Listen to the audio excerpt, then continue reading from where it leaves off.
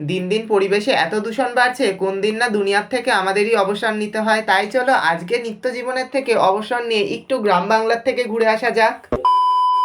Hello everyone, কেমন আছো তোমরা সবাই? দিন দিন পরিবেশে যা দূষণ বাড়ছে, গাছপালা তো প্রায় বিলুপ্তের পথেই। তাই আজ বিকেলে নিজের ব্যস্ত জীবন থেকে একটু সরে চলে আসলাম এই সবুজ ক্ষেতের মাঝে। আমাদের বাড়ির থেকে এই জায়গাটা প্রায় অনেকটাই ভেতর, তাই কখনো সেরকম আসা হয় না। তাই আজ ভাবলাম এই দূষণ ভরা পৃথিবীর থেকে একটু সরে গিয়ে এই সবুজ ক্ষেতের মাঝখানেই আজকে বিকেলটা কাটানো যাক। বিকেলবেলা ঘোরা মানেই তো গঙ্গার পার কি চায়ের দোকান, রাস্তার রোডেও সাইকেল চালায় অনেকেই। তাই এখান থেকে একটু বিরত নিয়ে বিকেল বিকেল আজ আমি একাই চলে এসেছি এখানে ঘুরতে। আর এখানে দেখো যেদিকেই তাকাচ্ছি সেদিকেই খালি পেঁয়াজ চাষ। আর এই জেঠুগুলো কিন্তু এই ছোট্ট ছোট্ট গাছ থেকে কত ঢেঁড়স তুলছে। তাই এনাদের সাথে কিছুক্ষণ গল্প করার পর আবারও আল দিয়ে হাঁটতে শুরু করলাম এই সবুজ প্রকৃতি দেখার জন্য। আর এখানে এসে দিনের কিছুটা সময় কাটালেই কিন্তু মনে হয় সারা দিনের ক্লান্তি যেন নিমিষেই দূর হয়ে গেল। এত গরমের মধ্যেও এখানে এসছি কিন্তু মনেই হচ্ছে না গরম পড়েছে, এত মিষ্টি ঠান্ডা হাওয়া দিচ্ছিল। আর এদিকটাই কিন্তু ধানের চাষ হয়েছে, চারিদিকে তো পেঁয়াজের চাষ হয়েছেই, কিন্তু তারই মাঝে কিছু কিছু জায়গায় অন্যরকম কিছু চাষ করেছে এখানকার চাষিরা। তাই দেখো এখানে কিছুটা জায়গা জুড়ে ধনের চাষ করা হয়েছে। তারপর ঘুরতে ঘুরতে হঠাৎ করে চোখ পড়লো